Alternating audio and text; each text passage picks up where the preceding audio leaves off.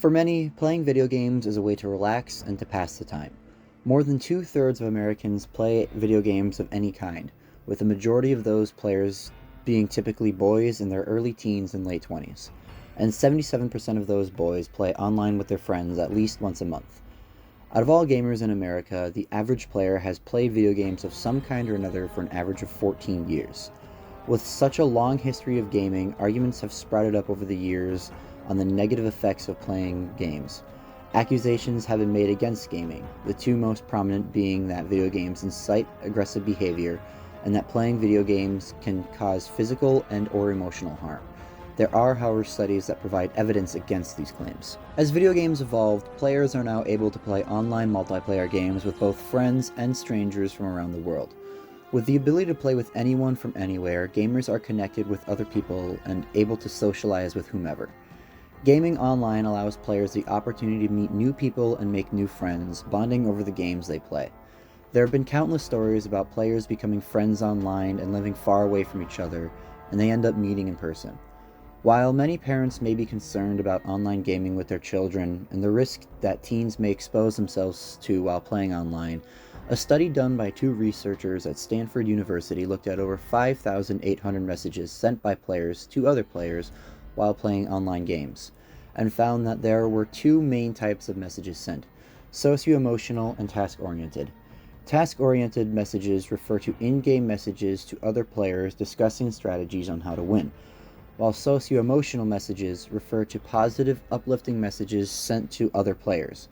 During this study, it was found that these socio-emotional messages were 2.6 times more likely to be sent rather than negative messages. While gaming was a hobby for many before 2020 during the pandemic, the percentage of gaming growth in the US grew by 46%, with France being the next highest growth at 41% and the UK at 28%, and then finally Germany at 23%. During lockdown, people were confined to their homes and rates of depression were at 38%, when 2 years prior that percentage was only at 13%. So people needed a source of entertainment and distraction. So for many, including myself, people turned to gaming. Video games provided players with the best escape. There are countless genres of games for people to enjoy, and in the current year, 2023, the highest played genre of game is puzzle games, with 65% of players reporting that they play these kind of games. Other genres include arcade style, which 57% of gamers play, skill and chance games, which 46% play, action games, which are at 43%, and then shooters at 42%. Simulation RPG games are both at 41%, where strategy is at 40%, and then racing is at 38%. With so many genres out there, video games really do offer something for everyone to enjoy and play. Now that we've talked about some of the potential benefits gaming may have, we should also talk about some of the potential downsides. With over two-thirds of Americans playing some kind of game, whether it be on a computer, a gaming console, a smartphone, or even a tablet, it's difficult to find someone that doesn't play some kind of game. And while gaming does serve to be a good distraction and escape from the real world, it can in some cases be too good at its job and cause players to develop a gaming addiction. A gaming addiction is just like how it sounds. It's an addiction players may develop where they feel compelled to play games whenever they can and are unable to refrain themselves from playing games when they should be doing more productive activities or tending to their daily responsibilities. While gaming addiction does sound like it can be a huge problem in America, a study found that only 0.3% to 1% of American gamers actually suffer from a diagnosed gaming addiction. Gaming can also have a negative effect on mental health, just like it can have a positive effect. While the statistics shown earlier saying that messages sent to other gamers are 2.6 times more likely to be productive, gaming can also have a negative effect on mental health, just like it can have a positive effect. While the statistic talked about earlier saying that messages sent by gamers to other gamers are 2.6 times more likely to be positive, this does not entirely remove negative comments from being said. Trash talking is a popular term used online to describe the act of criticizing a player's ability in-game. While trash talking is mostly used in a competitive and comedic way, there are some players who take it seriously and intentionally try to upset other players by trolling them. Trolling other players means that a player is intentionally insulting, demeaning, or berating other players verbally or by actions in-game, with the intention to get a reaction from the targeted player. And while many players brush off trash talking, intentionally malicious or not, there are a few players who can be negatively mentally affected by playing with these kind of players. While cyberbullying does also primarily exist on social media platforms, it can exist during online gaming as well, but to a much lesser extent. A small study done by a university in China found that out of the students interviewed, 577 of them, or 64.32%, had at some point been cyberbullied, and of those students, only 39.58% of the 64.32% had been cyberbullied while playing an online video game. Negative mental health isn't the only detrimental health effect gamers may endure. Too much gaming has also the potential of affecting gamers' physical health as well. It is already commonly known that some gamers stay up late into the night playing, and that playing late at night will affect how much gamers sleep. Other potential negative health effects could be the risk of obesity or becoming obese. Gaming requires almost no physical activity, and many gamers spend hours a day playing, so sitting down playing video games for hours a day while snacking, which is something many gamers do while playing games, can lead to a risk of obesity without any physical activity. One of the potential threats to physical health gamers may face is also carpal tunnel syndrome. Carpal tunnel syndrome is a physical ailment that occurs when the nerves in your hand or wrist are being pinched because of heavy use in your hands, typically seen by using a controller or a mouse and keyboard, for example. It isn't at all a life-threatening syndrome and can be treated very easily. However, it was found that over 60% of gamers are currently or have at some point experienced carpal tunnel syndrome. Other physical effects of gaming may include eye strain, headaches, or in extreme cases, seizures. Other worries people have with gaming is the claim that video games cause violent behavior. In a University of Michigan study, Dr. Olson references several case studies that failed to correlate video games and violent behavior in youth. However, Douglas Gentile of Iowa State University, looking into the same topic, states, "The only way for violent video games to affect serious criminal violence statistics is if they were the primary predictor of crime, which they may not be.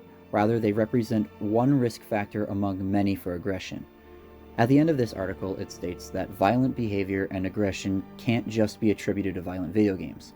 There are several other factors that must be accounted for, such as the neighborhood a child grows up in, that child's family and living environment, as well as peers and the possibility that the child either witnesses or experiences a violent act. So while violent video games do pose a potential risk for aggressive behavior in children and teens, other factors in their life must be considered as well. After discussing some of the potential negative effects, both mentally and physically, that gaming may pose, we should now also discuss some more positive health effects gaming might have. According to a New Zealand study done in 2012, 168 teens diagnosed with depression participate in the study. In this study, half of teens were chosen at random to play a pre-selected video game as a method of treatment, and the other half underwent normal treatment, which consisted of one-on-one meetings with a licensed therapist for at least 5 sessions. Of the half that played a video game as their treatment, 44% reported full recovery, while only 26% of teens who underwent a more traditional treatment reported full recovery. Other notable observations and potential health benefits were helping reduce stress, increasing cooperation with others, helping with concentration as well as dyslexia, and gaming may also help those who suffer from ADHD focus more. Video games also allow players to connect with one another. In online multiplayer games, it was found that players are more supportive of each other rather than being negative and causing harm. Even communities for single-player games are more positive and helpful too. There are countless platforms where players can interact with each other, sharing what they found, discussing strategies on how to beat a certain level or boss, and even just expressing their love for the game itself. I personally have used sites such as Reddit or Game FAQs to find a solution to a particular game I'm playing, or even help others find their own solution, and on my time using these kinds of sites, I've noticed that there is a significant majority of helpful and kinder comments compared to more harmful and criticizing comments left by players. Another thing video games can affect is a player's ability to make ethical decisions.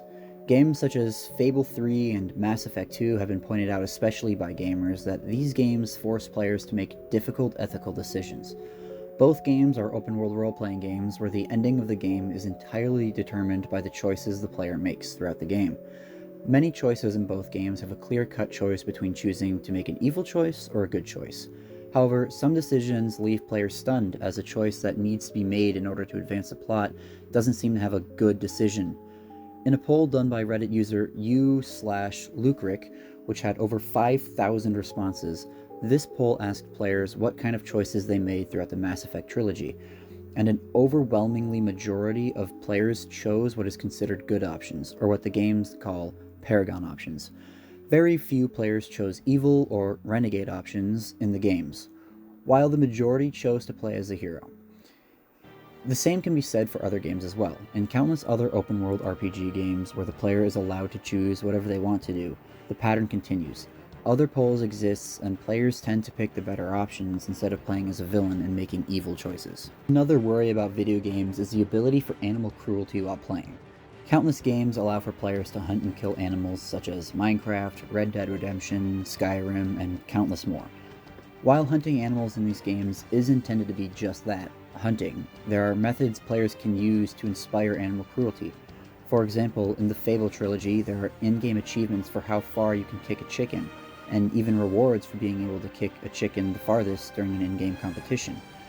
In the game Minecraft, while there are no achievements or incentives for animal cruelty, there are less subtle ways a player may choose. In Minecraft, it is common for players to use crowd farming, a method players use to keep livestock such as cows, pigs, sheep, and chickens in small enclosures, yet also overpopulated. As the enclosures are so full, the animals inside can barely move. While this has no effect, positive or negative, it can still be interpreted as an unethical decision. On the opposite side of this argument, however, there are some games that punish players for choosing to cause harm to animals. In the game Red Dead Redemption, there is an honor system in place that keeps track of a player's deeds while they play. If the player chooses to make more good choices, they will have a higher honor, whereas if a player chooses to make more evil decisions, they will have a lower honor. And should a player choose to kill their horse in the game, it will cause them to lose honor points. Another gamer was quoted talking about something similar, saying, "It's weird how bad I feel about killing animals in the game. I will actively try and shoot guys off horses instead of just shooting the horses." So while ways of animal cruelty do exist in video games, many players avoid making these choices or find ways to protect the animals rather than harming them. Video games across several different genres such as strategy, shooters, RPGs, and many more across different platforms like computers, consoles, and even cell phones are enjoyed by countless people. Video games are a way for people to briefly escape themselves from the real world or just to relax. While too much gaming can of course lead to negative effects, they're outweighed by the potential benefits gaming may have. Gaming encourages people to socialize with each other online, even if it's just a single-player game. There are several platforms for gamers to connect with one another, and it encourages that behavior even more in multiplayer games. Video games can also have health benefits, helping those with stress, depression, anxiety, and so many more mental illnesses have the potential to be treated simply by playing a video game. But while these potential benefits can exist, it is still important to understand and to take steps to avoid the potential negative effects gaming may have as well, such as developing a gaming addiction, or developing carpal tunnel syndrome, or encountering the minority of players who are toxic while online. In many cases, video games are helpful to those that play them, and the misconception that video games cause violence or violent behavior are misguided, as video games themselves aren't the cause for violent behavior, but are just a risk factor that must be considered among other potential risk factors. So, in conclusion, video games have the potential to be helpful under the correct circumstances, and while they can be used as a method of treatment for some mental illnesses, they should not take precedence over standard treatment methods or medications, but could be used as an addition or an alternative. Video games by themselves are a perfectly fine and acceptable hobby to have. They have potential health benefits, but their negative effects should be made aware of, and the steps should be taken to avoid them. Video games engage the brain and help with problem-solving skills, as well as others we talked about, and overall do have the potential to cause more good than bad.